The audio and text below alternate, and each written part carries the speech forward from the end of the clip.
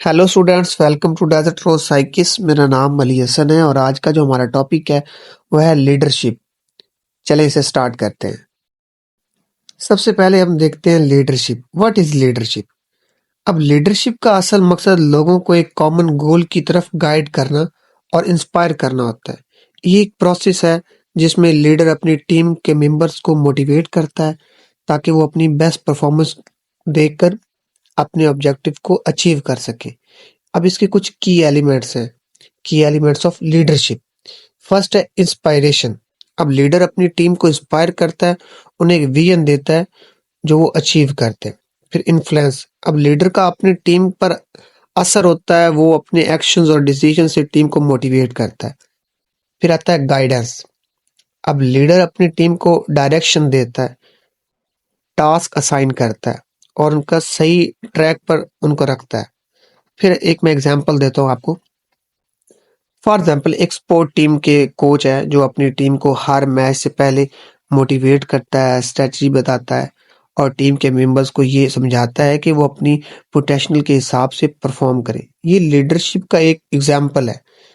Coach का गोल सिर्फ match जिताना नहीं होता, बल्कि टीम को एक जिंदगी भर के लिए लीडरशिप और टीम वर्क के स्किल देना होता है। फिर सेकंड टॉपिक है लीडरशिप एज एन एट्रीब्यूट। अब लीडरशिप एज एन एट्रीब्यूट का मतलब है कि लीडरशिप सिर्फ किसी पोजीशन या टाइटल का नाम नहीं है, बल्कि ये एक नेचुरल क्वालिटी है जो इंसान की पर्सनैलिटी में होती है। हर शख्स में लीडरशिप क्वालिटी हो सकती है, लेकिन कुछ लोग अपनी इन क्वालिटीज को ज्यादा इफेक्टिवली यूज करते हैं। अब जैसे कि सेल्फ कॉन्फिडेंस। अब लीडरशिप को अपने फैसलों में कॉन्फिडेंस होना चाहिए। अगर लीडर अपने डिसीजन पर कॉन्फिडेंट नहीं है तो टीम भी उसे फॉलो नहीं करेगी। फिर इमोशनल इंटेलिजेंस, ये एक बहुत जरूरी एट्रीब्यूट है। लीडर को अपनी और दूसरों की फीलिंग समझने और मैनेज करने की एबिलिटी होनी चाहिए। इमोशनल इंटेलिजेंस लीडरशिप को बहुत इफेक्टिव बना देती है। फिर कम्युनिकेशन स्किल है। एक लीडर को अपनी बात आसानी से समझानी आनी चाहिए। क्लियर और ट्रांसपेरेंट कम्युनिकेशन टीम के लिए क्रिटिकल होती है। अब मैं एग्जांपल देता हूँ।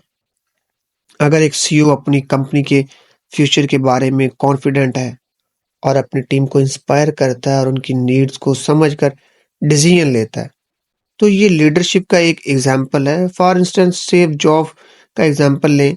उनकी लीडरशिप स्टाइल में उनका अपने टीम और इमोशनल इन्फ्लुएंस होता है। उन्होंने अपनी टीम को नए आइडियाज और इनोवेशंस की तरफ इंस्पायर किया। लीडरशिप का लास्ट टॉपिक है लीडरशिप स्टाइल्स। अब लीडरशिप स्टाइल का मतलब है कि वो तरीके जिनसे लीडर्स अपनी टीम को लीड करते हैं। हर लीडर का अपना एक स्टाइल होता है जो उनकी पर्सनैलिटी, सिचुएशन और टीम की नीड पर डिपेंड करता है।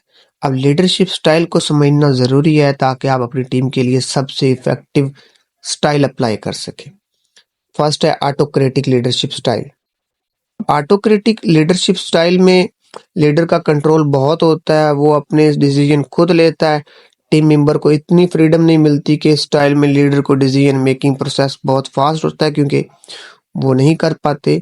अब लेकिन ये स्टाइल क्रिएटिविटी और ऑटोनॉमी को रिस्ट्रिक्ट करता है। अब ये एक फैक्ट्री में जहाँ पे वर्कर को सिर्फ स्पेसिफिक टास्क दिए जाते हैं और उनको अपनी ओपिनियन देने का मौका नहीं मिलता, ये ऑटोक्रेटिक लीडरशिप का एग्जाम्पल है। इस स्टाइल का यूज उन सिचुएशंस में होता है जहाँ अर्जेंट डिसीजन लेने की जरूरत हो। फिर क्या होता है डेमोक्रेटिक लीडरशिप स्टाइल। अब डेमोक्रेटिक लीडरशिप स्टाइल में लीडर्स अपनी टीम के मेंबर्स से फीडबैक लेता है, उनको डिसीजन में इन्वॉल्व करता है। ये अप्रोच कोलैबोरेशन और टीम वर्क को इनकरेज करती है। जैसे कि एक सॉफ्टवेयर डेवलपमेंट कंपनी में अगर मैनेजर अपनी टीम के डेवलपर और डिजाइनर से सुजेस्ट लेता है और उनके ओपिनियन को डिसीजन मेकिंग में शामिल करता है, तो ये एक डेमोक्रेटिक लीडरशिप की एग्जांपल है। ये स्टाइल इनोवेशन और क्रिएटिविटी को प्रमोट करता है। फिर आता है लेजी फायर लीडरशिप स्टाइल। इस स्टाइल में लीडर अपनी टीम को कंप्लीट फ्रीडम देता है और डिसीजन लेने में उनकी मदद नहीं करता। इस अप्रोच में लीडर का रोल लिमिटेड होता है, वो अपनी टीम को अपने तरीके से काम करने देता है। अगर एक क्रिएटिव डायरेक्टर अपने डिजाइनर ये अपनी डिज़ाइन टीम को फुली फ्रीडम देता है कि वो अपने आइडियाज़ और प्रोजेक्ट पर काम करें और उनको किसी भी डिसीजन में इंटरफेयर नहीं करता। तो ये लेज़र फेयर लीडरशिप की एग्जांपल है। ये स्टाइल उन लोगों के लिए होता है जो अपनी इंडिपेंडेंस में काम करना पसंद करते हैं। फिर फोर्थ है ट्रांसफॉर्मेशनल लीडरशिप स्टाइल। अब ट्रांसफॉर्मेशनल लीडरशिप स्टाइल में अपने फॉलोअर्स को इंस्पायर करते हैं और उन्हें नए आइडियाज़ और अप्रोचेस के लिए मोटिवेट करते हैं। इस स्टाइल में लीडर अपनी टीम को मेंबर की पर्सनल और प्रोफेशनल ग्रोथ पर फोकस करता है।